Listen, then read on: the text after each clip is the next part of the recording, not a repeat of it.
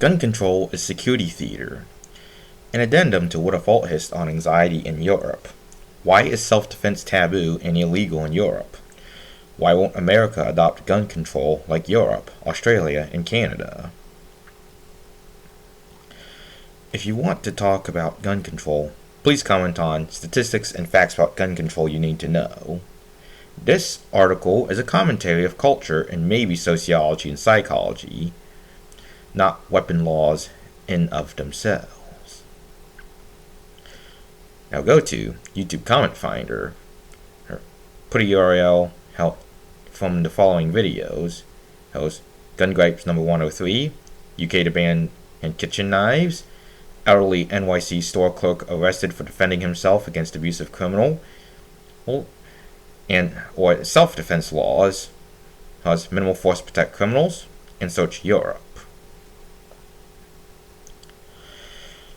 When it comes to Holocaust denial, in many European countries, if you said that 5,999,999 Jews were murdered in the Holocaust, you can be censored, fined, and or even imprisoned over an atrocity that happened more than 3/4 of a century ago.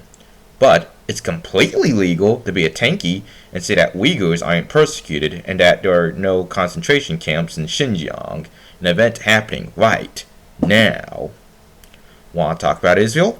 Forget about it. The reality of people being incapable of talking about Israel in a mature manner just shows how anxious and immature we are as a society. Why is this the case? Truth comes as a conqueror only to those who have lost the art of receiving it as a guest. Rabindranath Tagore. 1. Premise: the World Wars and the Holocaust, the origins of European weakness. Number 3. The society most concerned about harm is the modern West. How often do you end up tying up your words to prevent yourself from saying something that everyone in the room would know to be true for fear that someone who wasn't in the right frame of mind might get offended? How many of you grew up in a world in which you couldn't play outside for fear of being kidnapped? How many of you had to sign miles of paperwork to do the most basic activity like whitewater rafting for fear on the company's part of being sued for someone getting hurt? These are the signs of a society that's deathly afraid of people getting hurt. So much so that society ends up getting hurt on a much greater scale from lack of strength. This is the story of the West since World War II. Harm is obviously a belief that hurting others is bad and comes from the biological need to keep children safe. Christianity starts with the moral assumption that hurting other people is bad. Similarly, the Enlightenment strengthened this by prioritizing things that can be measured, like people getting hurt, rather than things that can't, like a nation's honor.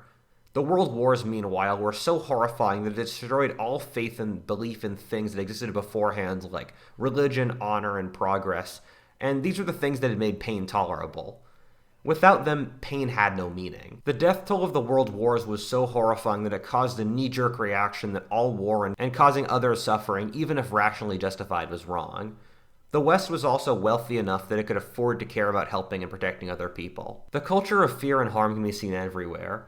Look at Vietnam and Algeria, where the French and Americans would have won if they kept fighting, but had their populations lose the heart to fight, which in turn caused downwards of 5 million deaths in Southeast Asia. The culture that was scared of the infinitesimally small chances of a kidnapping and preventing children from playing outside and experiencing the world unchaperoned has caused massive depression and psychological issues among Gen Z as they try to face the world but have no experience at doing so.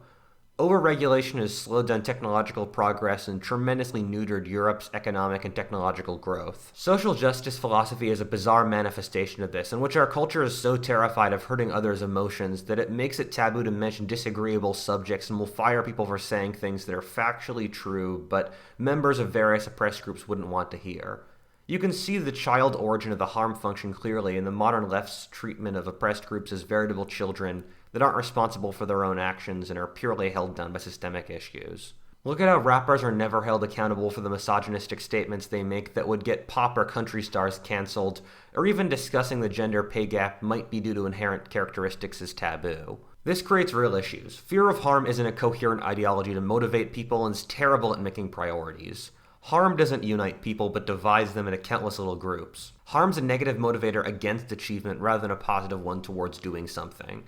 If America was to ever fight a war with China, it would likely have to pull on the whole Western world to survive, but the harm function basically neuters most of Europe, Canada, and parts of America from waging war effectively. This ignores the beauty of harm and why I once called the social justice movement an orchid, and that it's a beautiful hothouse plant that demonstrates an already empathetic and successful society, but must exist in the good times. The West's insistence upon harm has helped countless oppressed groups like ethnic minorities, gay people, and women, and when directed effectively has caused an incredible amount of good. The last 100 years has seen the expansion of rights to almost all people in Western societies.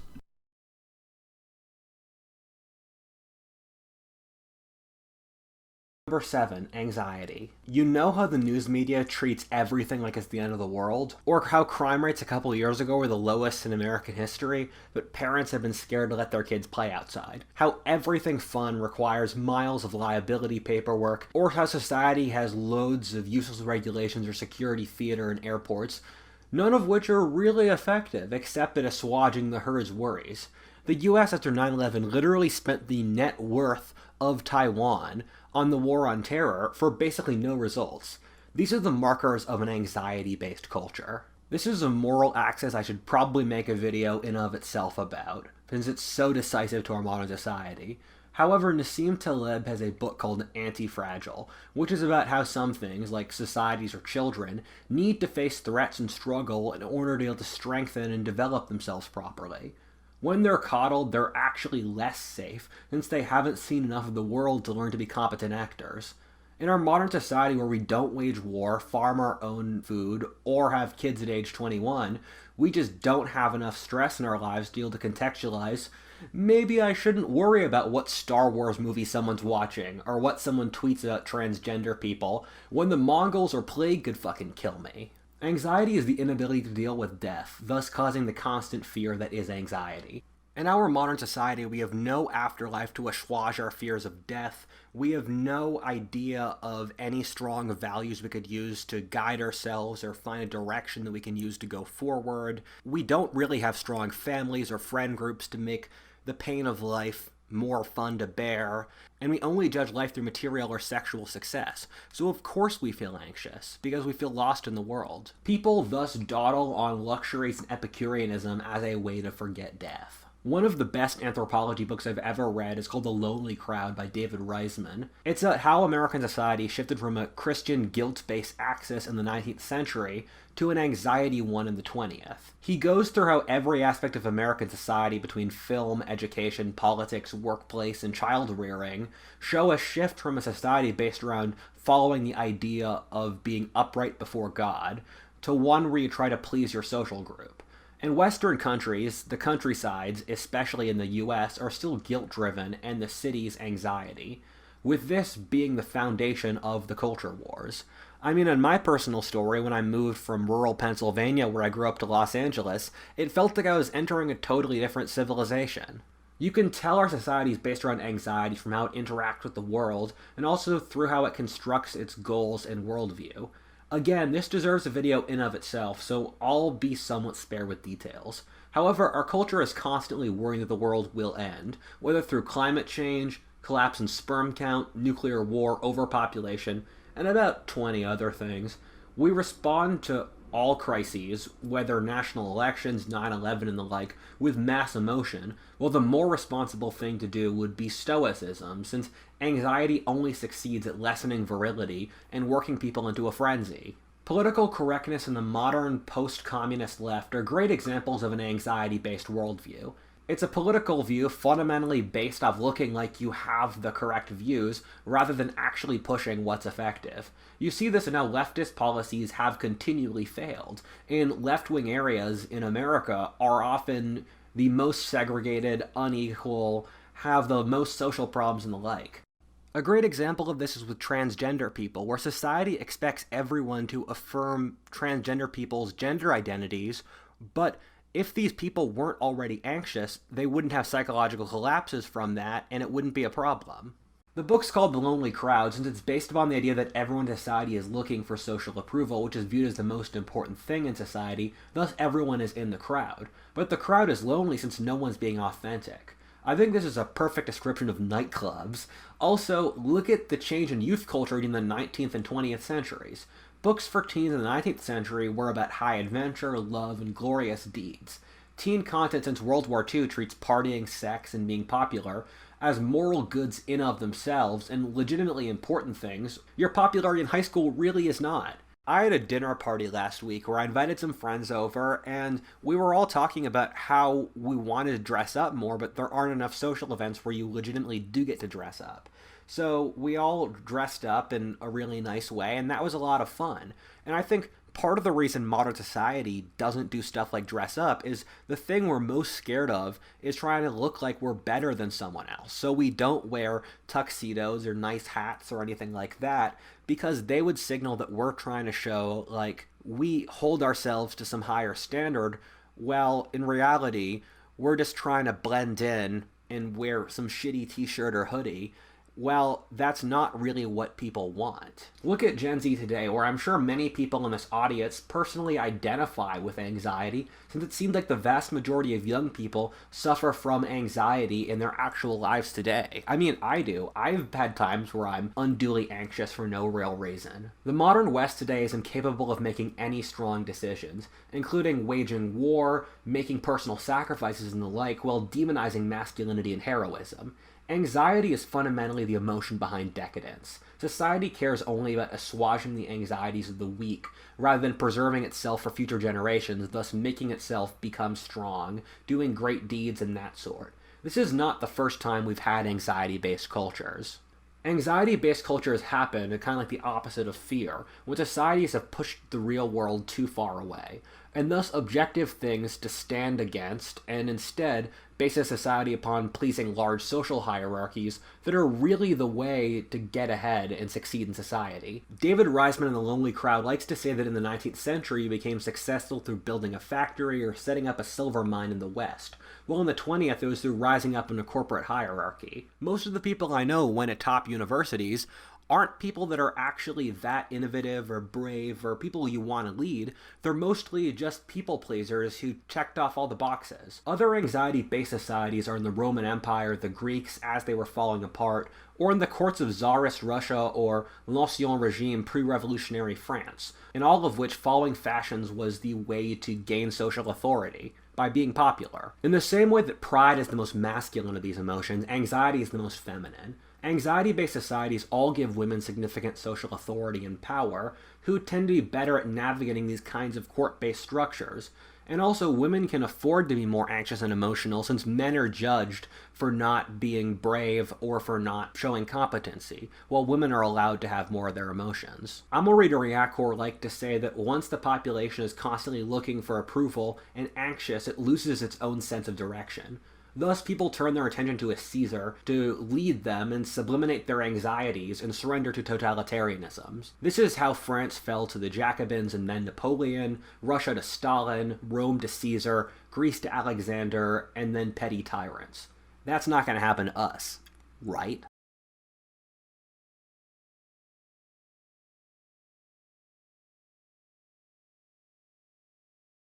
Departments came into corporations and government bureaucracy stepped into every aspect of life, demanding signing paperwork for going whitewater rafting or appealing to local government to put a fly screen on your back porch. This is since by adding bureaucracy and procedures, it limits actual interpersonal conflict, which tends to scare women who are more agreeable. It also limits the potential for risk, which women also are more scared of. This has had deleterious effects upon societies. Europe went from being the most important place in the world economically, culturally, militarily, politically, technologically, and more, to being none of those, in many cases due to government bureaucratization that made innovation not really something you wanted to do anymore. You saw the same thing happen in the American Rust Belt, and you're currently seeing it go on in the blue coastal states today as industry moves to more economically loose places. The The relationship between women and the bureaucracy/government is symbiotic and benefits both sides. Young unmarried women statistically are the demographic that votes the most for the left, which is the party of bureaucracy and the government. However, for the bureaucrats and planners, young unmarried women are the demographic that is physically weakest and most fragile, alongside being more emotional and agreeable,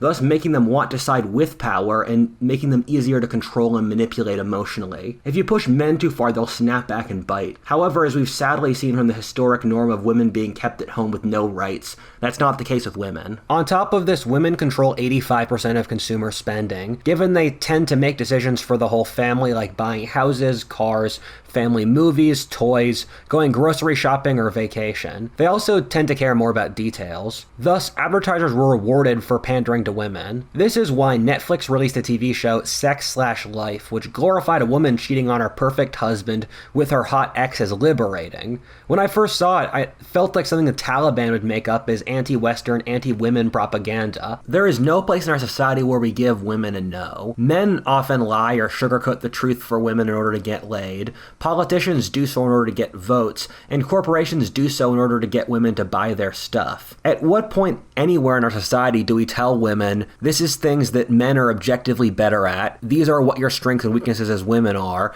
and anything like that? And the reality is we just tell women whatever they want to hear, but anyone who you have that happen to, or in any relationship in which one side is not allowed to criticize the other, the side that can't be criticized will grow incredibly arrogant and entitled, and that's what's happened.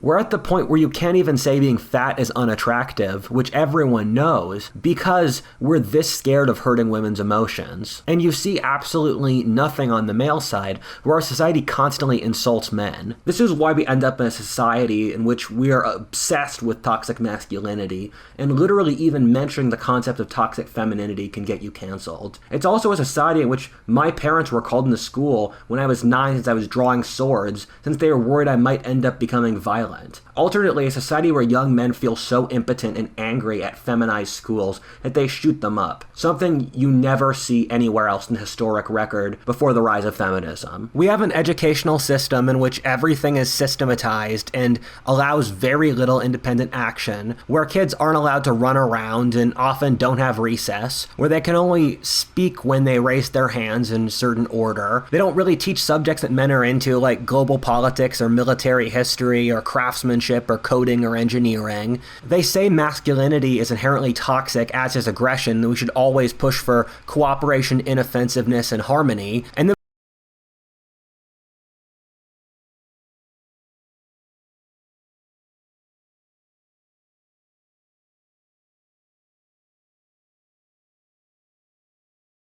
emotions. However, this means that since women view the world through emotion, that toxic femininity is incapable of creating a distinction between what they want to be true and what's actually factually true. And you see this with feminism today, where at no point does feminism or the left say, this is something that I don't want to be true, but still is. And if you disagree with what they want to be true or their fantasies, they'll destroy your career and socially shame you. Women, since they view the world holistically, can often hold contradictory ideas in their head at once. And this can work as a way of finding quality in a complicated world where, let's say, maybe you want a guy who can be both tough and kind in different situations, or who can be silly and serious in different ones. However, once you push this logic too far, you just get schizophrenic silliness. And you see this with the social justice movement, where it tells young men, for example, you must learn to end your sexism, but also you're sexist no matter what you do. On top of this, that gender doesn't exist, but also we need to equalize the genders. Matt Walsh has this very interesting movie where he asks feminist activists, what is a woman? And none of them can even answer the question because it's not a logical consistency. It's about making people's emotions, and especially this group of women's emotions, good. But what it ends up with is a schizophrenic worldview that provides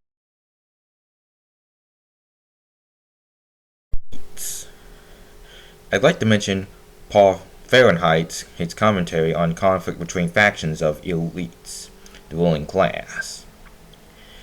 The key here is the local elites. Team Red elites and Team Red states will pursue their best interests within their own bounded rationality, Their first goal, the first best interest is their survival as the elites. The decline of competency within the federal and global elites is obvious when you look at the choice they forced local red state elites to make. Support the global elite or remain as a local elite? Not much of a choice, isn't it? The World Economic Forum and adjacent globalist bodies have forced Team Red elites, whose status is often built on industries specifically targeted by Team Blue elites such as oil, natural gas, agriculture, manufacturing, mining, etc., to choose between reigning on Earth or serving in hell. Not much of a choice when the crisis reaches its peak. Left-wing elites tend to be in white-collar industries such as media, arts, entertainment, education, academia, pharmaceuticals, technology, and finance. Right-wing elites tend to be in blue-collar industries such as harvesting natural resources and heavy industry. The biggest reason why leftists support going to government is because that's what they're taught through academia, through grade school and college, and what the media they listen to tell them to support. The second biggest reason is that they feel a lack of agency and the inability to handle responsibility, which causes them to believe that a bigger government is beneficial and or necessary. As you can see in the article, Statistics and Facts About Gun Control You Need to Know, American, Australian, and European myths about gun control, there are plenty of countries with gun laws far more permissive than Australia, the United Kingdom, Canada, and Japan, but gun control advocates keep talking about Australia, UK, Japan, and so on and so forth. This is evidence that the mainstream media, and by extension, and the powers that be, have an ulterior motive for supporting gun control. I think it would be in the interest of the powers that be that people be feminized and anxious so that the powers that be can fill the power vacuum without anyone to oppose them. Schools were designed explicitly as obedience training. Education should aim at destroying free will so that after pupils are thus schooled, they will be incapable throughout the rest of their lives of thinking or acting otherwise than as their schoolmasters would have wished. The new education must consist essentially in this, that it completely destroys freedom of will in the soil which it undertakes to cultivate and produces, on the contrary, strict necessity in the decisions of the will, the opposite being impossible. Such a will can henceforth be relied on with confidence and certainty. Johann Gottlieb Fichte.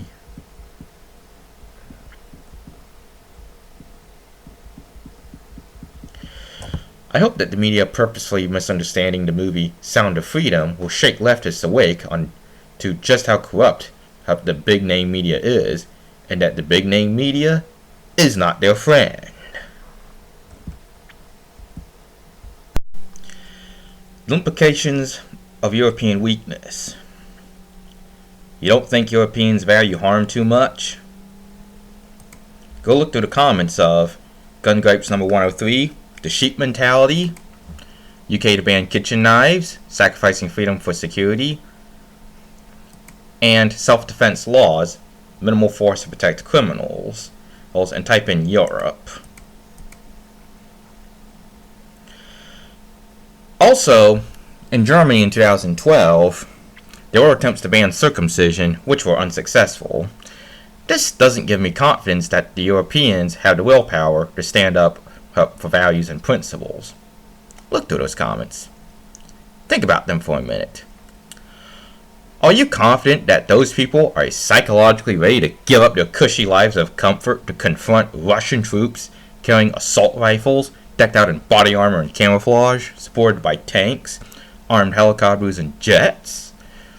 I'm not prescribing the positions that you should have on weapon laws, hate speech laws, or social justice, circumcision, the welfare state, or immigration, but I do intend to show my concerns for Western Europe's mental health, which affects whether or not they're willing to give up comfort to stand up for values and principles. This isn't the first time that Europeans have fallen to barbarian invasions. Julius Caesar has written about how the Gauls in modern-day France went soft due to urbanization and contact with Roman luxuries, and were losing out to the more savage Germans, which had neither. 2,000 years later, the successor to the Gauls, the French, surrendered to the descendants, hence of the Germanic barbarians, National Socialist Germany, one of the most evil regimes in the world at the time, despite the fact that France hence had a chance of beating down Germany. The forgotten 1939 invasion of Germany. What if France never surrendered? Eastern Europe has more of a will to fight back, but less of the means to fight back due to their smaller populations, along with poorer economies, the exact opposite of Western Europe. Modern-day Northern and Western Europe's taboos around violence, even in self-defense, hence reminds me of the Adventure Time episode Crystals Have Power, in which Jake injures his best friend and Finn in a tough guy contest, and after which Jake has a non-violence vow. Then Crystal Guardians come and take Finn, put him into a crystal bubble, and zap and turn him into a crystal. Jake fails to overcome the Crystal Guardians in time, even though he can easily overpower them and rescue Finn solely because of Jake's pacifism.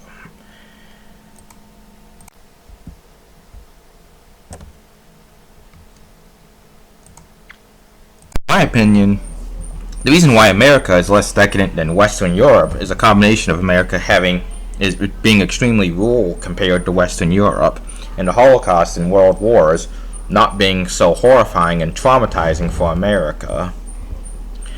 Western Europeans' fear of harm and obsession with comfort makes me think of the novel Brave New World by Aldous Huxley, the movie Demolition Man, which made allusions to Brave New World, and the video Worshipping Weakness by Short Fat Otaku. I've had somewhere on Quora that Western Europeans laugh at American preppers. Looking down upon preparedness is, in my opinion, further evidence of a decadent society. I love how Europe is probably the most empathetic place in the world, particularly when it comes to issues such as youth/children's rights, and the Netherlands having some of the best animal welfare laws in the world. But as I mentioned before, it can be taken too far and become cowardice instead of true compassion. But what about countries like Taiwan, South Korea, and Japan? All democracies have strict weapon laws. But East Asia also has strict weapon laws. It's because much stricter than Europe. It's because these cultures are shame-based and value authority, not harm like the anxiety-based urban West. In East Asia, things like hate speech, corporal punishment, even straight-up child abuse, the death penalty, and even forced confessions are acceptable. In Asian civilizations, the collective is important. The individual is disposable. Think of Europe as a college campus full of snowflakes. Well, East Asia is a collective of Borg drones. I'm half Asian, so I'm allowed to say that.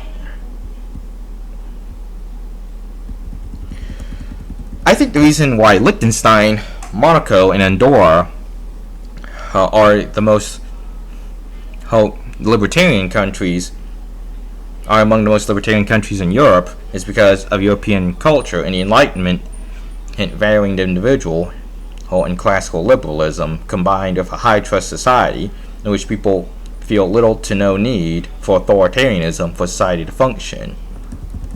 This is in contrast to other Western Europeans who, being both wealthy and privileged to live in an Enlightenment society, have grown soft, see the state as a good thing and not a threat to their liberty, and accept the state playing the role that is closer to a nanny than a night watchman, with the state providing bread and circuses in the form of services paid for by high taxes, double-digit unemployment rates, going to debt, and mediocre military strength to keep Russia from taking over Europe and discourage China from bullying the rest of the world. I think the reason why Australia and Canada are progressive nanny states is largely because as they're extremely urbanized, and urban people tend to have more anxiety from lack of agency in their lives and support big government. It seems that the difference between oppression and tyranny is that tyranny is more often used to refer to oppression done by a state actor. Oppression is not someone being merely saying rude things. Oppression is not having a baker refuse to bake a cake for your wedding. Oppression is not being able to use her bathroom with the sex other than the sex listed on your birth certificate. Real oppression is seeing armed foreign troops in armored vehicles patrolling your neighborhood and demanding papers from people who are simply walking to the grocery store. Real oppression is your country's elections being non-existent or fraudulent, without serious opposition parties and candidates, and may be used to put potential dissidents on a list, and your country is a puppet state to one of the largest empires of the industrial age. Real oppression is being arrested, put through a show trial or no trial at all, and imprisoned, executed, or tortured because you joked out loud while drunk with your friends and someone reported you to the secret police.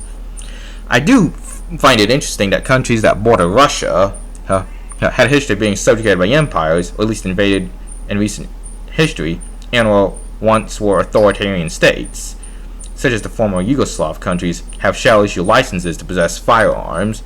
Those countries are Albania, Austria, Belgium, Bulgaria, Croatia, Czech Republic, Estonia, Finland, France, Georgia, Lithuania, Malta, Moldova, Monaco, Montenegro, North Macedonia, Poland, Serbia, and Slovakia, and most of them have shall issue licenses to possess handguns and even semi-automatic assault weapons. I think you can figure out what many of those countries have in common, if you're savvy about history. Not all countries that had authoritarian regimes or subjugated by empires have shall issue firearms licenses, though. Countries such as Russia, Belarus, Ukraine, Romania, Ireland, Spain, Bosnia and Herzegovina, and Slovenia all have may issue licenses to possess firearms, though Slovenia has permissive may issue, so it barely belongs here. Then again, Portuguese is Estado Novo, Francoist Spain and Yugoslavia, which Bosnia and Herzegovina used to be a part of, while authoritarian regimes were not as brutal and cruel as National Socialist Germany, or especially the Soviet Union. The United Kingdom, a country with may issue firearms licenses, is an island that hasn't been invaded in centuries, had an empire that ruled over almost a quarter of the world, and has invaded even more than that. Sweden, a country with may issue firearms licenses, is flanked on both sides by stable and wealthy liberal democracies, freeing it from needing to deal with the world's biggest shithole with a history of authoritarianism and totalitarianism. That's just a miserable place to exist. Russia. Germany has has long been collectivist and was the birthplace of Prussian authoritarianism, of Prussian schooling philosophy, Marxism, National Socialism, Frankfurt School identity politics, and is just a culture of conformity and not thinking for oneself. And all this time, Andorra, Liechtenstein, and hunting on the world stage, Switzerland, is watching the rest of Europe and its shenanigans. And today, they all have shall issue firearms licenses, and are some of the freest countries in Europe. In all seriousness, I think that the correlation between being subjugated by an authoritarian regime or empire and having shall issue firearms licenses is a coincidence, but I find it to be an interesting coincidence nonetheless. As Officer John said from the SpongeBob episode, Keep Bikini Bottom Beautiful, some people will never learn. Europe is like an old folks' home. The people are kept comfortable and entertained. They're fed and protected, and they're all just laying back and enjoying their retirement, waiting for their civilizations to die. They have lost all of their vigor, their energy, their will to power, and their desire to carry on. And it's a crying shame if you ask me. YouTube user Robert Martin, The Future of Europe. Convenience and safety versus freedom.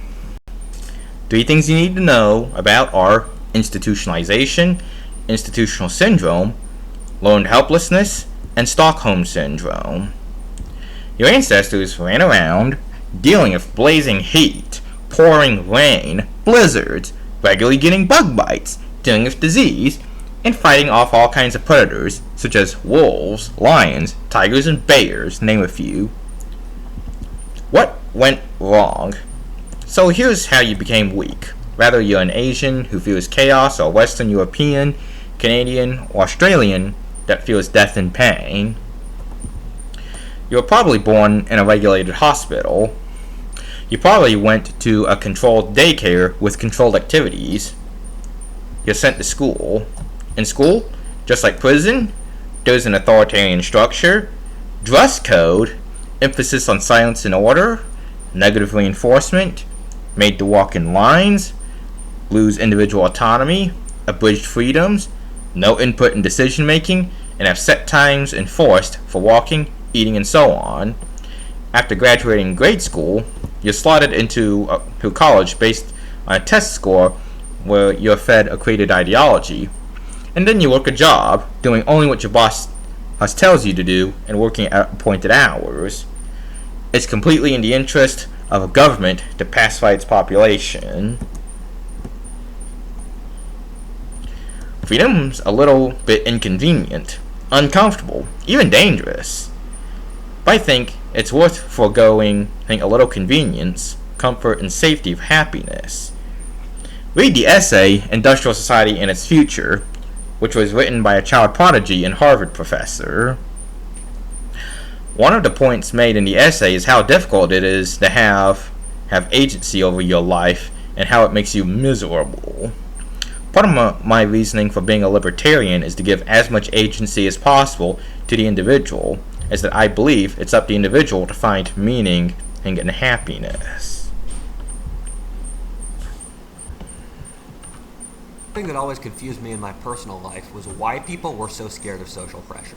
I'm a person who's naturally wired to not care a lot about what others think about me, and I always found it confusing why in high school, for instance, trying hard at things and being earnest was looked down upon, while it actually produced amazing results. Similarly, why people are so scared to try things that might fail, even if it costs them nothing but wasted effort and emotion, like starting a business or side hustle, romantically reaching out to a potential partner, or starting a new hobby. This is because our minds are designed for hunter-gatherer communities of a couple dozen or so rather than millions of people. The people that survived were those that got along among a small group of people that they'd have to share their lives with. Someone like me would probably have been murdered by the rest of the tribe for showing why some tribal superstition was, from my perspective, clearly false. Most humans are naturally conditioned to get along and undershoot their potential, since without the size of social hierarchies as they are now, there is simply less to gain from extreme risk-taking. From a genetic basis, the people who make up our current political, CEO, and leadership classes in general are insane genetic outliers that are wired to expend massive amounts of effort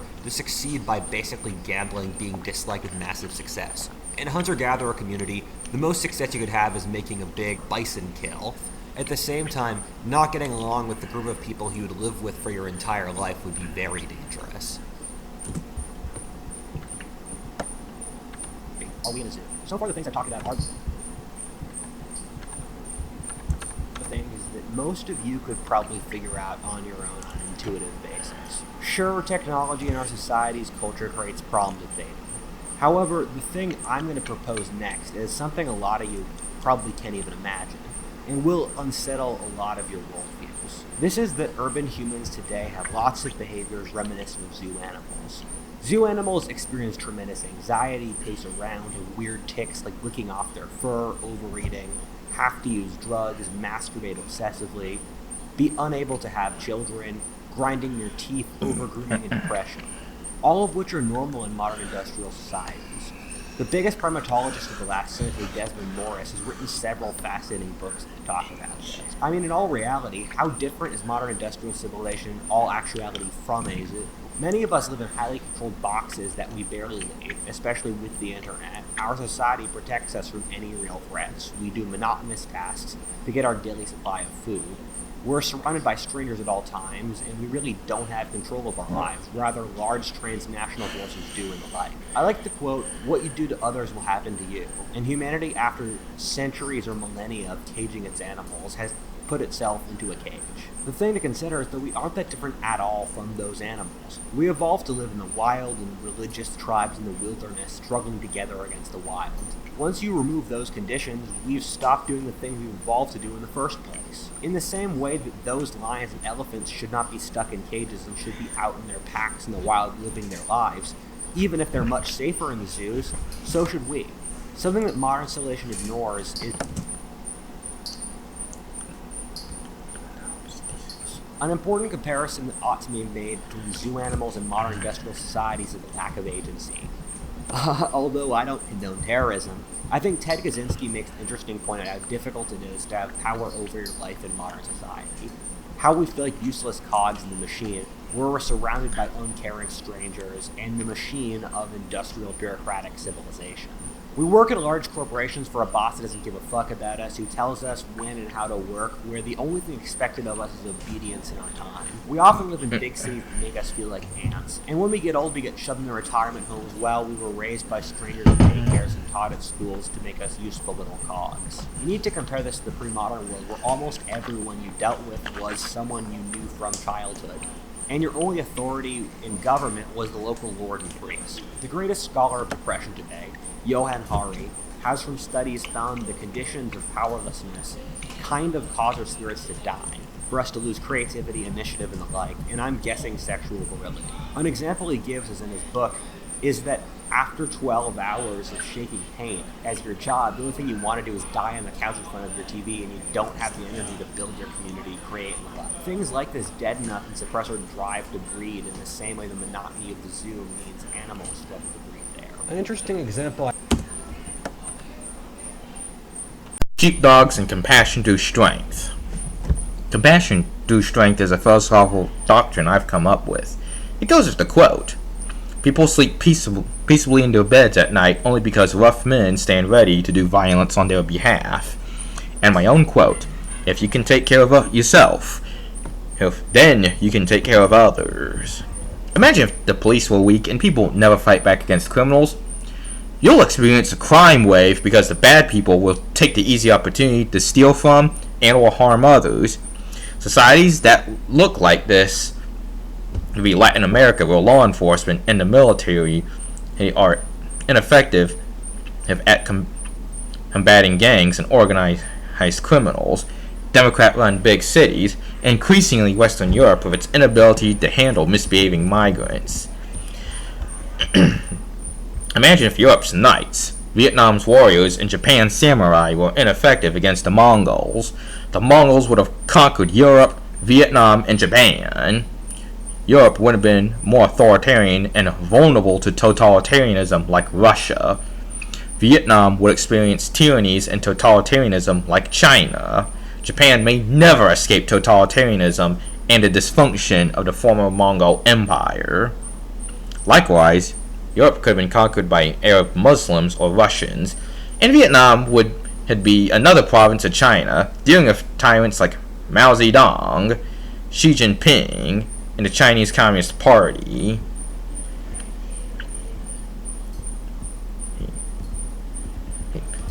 A couple of videos I recommend watching are Navy SEAL, Green Beret Rescue Little Girl, real footage, and Delta Force Hostage Rescue, real footage.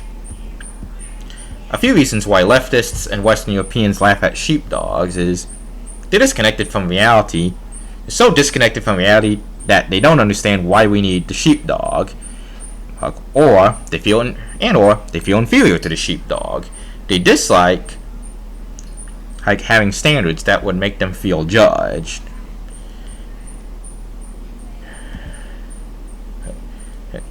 In Jungian psychology, there's this idea that you need to grow out your shadow side, or the traits that you are weakest at and naturally repress, in order to be able to fully develop up as a person. My dominant Jungian function is the hermit magician, and my shadow is the explorer. Thus, to become my full version, I need to travel, take risks, go on adventure, who's to reach a balance of my hermit who just wants to stay at home and read. Here's some examples of how leftist anxiety affects policies. Support gun control, but defund, weaken, and abolish police. Don't trust the military. See special interests of private prisons, but not teachers' unions. Refuse to recognize that colleges and universities are businesses with an educational theme. Instead, viewing them as being incapable of doing anything wrong. Talked about how bad corporations are 1 minute and supporting trust the science and COVID-19 gene therapy mandates hates the next minute. Let's review that again. Civilians shouldn't own weapons. Police are racist and must be defunded and abolished. Don't trust the military. It's too masculine and not diverse enough. White people, the majority of society, are racist, sexist, transphobic, etc. Talk about painting oneself into a corner. If anyone benefits from civilian weapons ownership, it would be minorities and women. They don't even need a shooting war, just deter bullies, because bullies usually go after weak targets.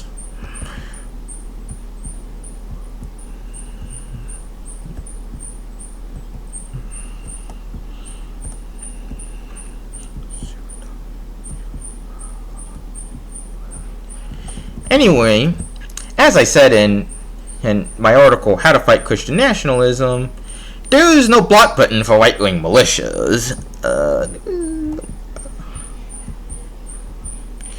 Many academics have weak personalities. Left-wing elites grind down their own societies by destroying the competition and being medium and small businesses. They do this by allying with pro-government bureaucracy and academia to give them more power, taxing and passing laws that suppress small businesses, Antifa rioting and soft-on-crime policies destroying businesses, and virtue signaling and hiding behind social justice. Whenever Antifa riots, they only do so in left-leaning cities. They never project power outward into Red America. This is talked about in the Jason Aldean song, Try That in a Small Town. This is also talked about by the commentator's actual justice warrior, her in decoy voice, with more in-depth discussions by California Insider. This reminds me that while Marxists and fascists are both dangerous, they're dangerous in very different ways. In the Marxist-Leninist societies of Stalin's Soviet Union and Mao's China, the left ate itself. Mao killed more Chinese people during the Great Leap Forward in peacetime than the Imperial Japanese Army and Navy during World War II.